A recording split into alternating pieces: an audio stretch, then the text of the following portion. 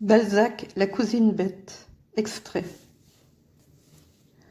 Penser, rêver, concevoir de belles œuvres est une occupation délicieuse.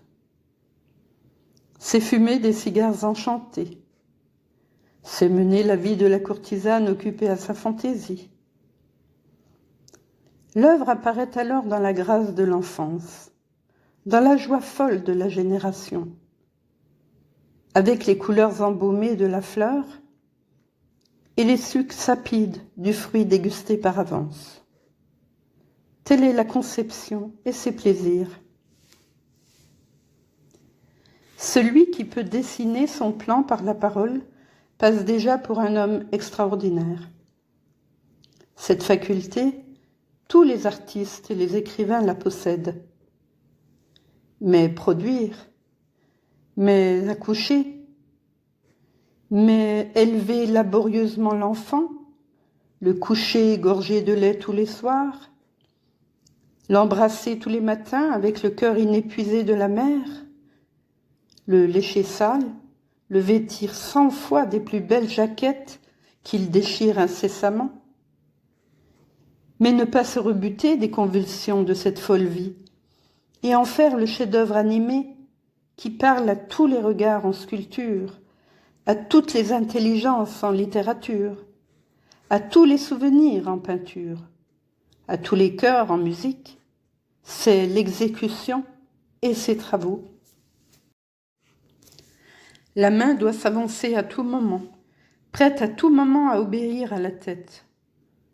Or la tête n'a pas plus les dispositions créatrices à commandement que l'amour n'est continu. Cette habitude de la création, cet amour infatigable de la maternité qui fait la mère, ce chef-d'œuvre naturel si bien compris de Raphaël, enfin cette maternité cérébrale si difficile à conquérir, se perd avec une facilité prodigieuse. L'inspiration, c'est l'occasion du génie. Elle court non pas sur un rasoir, elle est dans les airs et s'envole avec la défiance des corbeaux. Elle n'a pas d'écharpe par où le poète la puisse prendre. Sa chevelure est une flamme. Elle se sauve comme ces beaux flamants blancs et roses, le désespoir des chasseurs.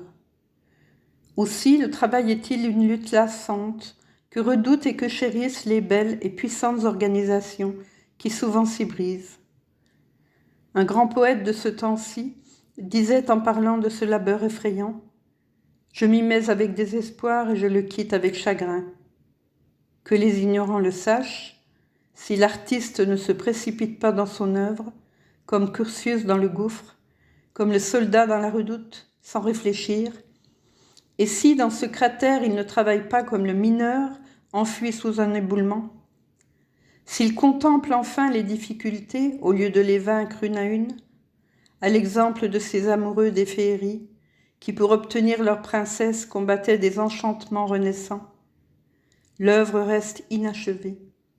Elle périt au fond de l'atelier où la production devient impossible et l'artiste assiste au suicide de son talent.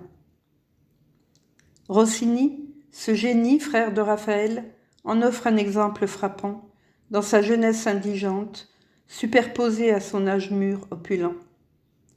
Telle est la raison de la récompense pareille, du pareil triomphe, du même laurier accordé aux grands poètes et aux grands généraux.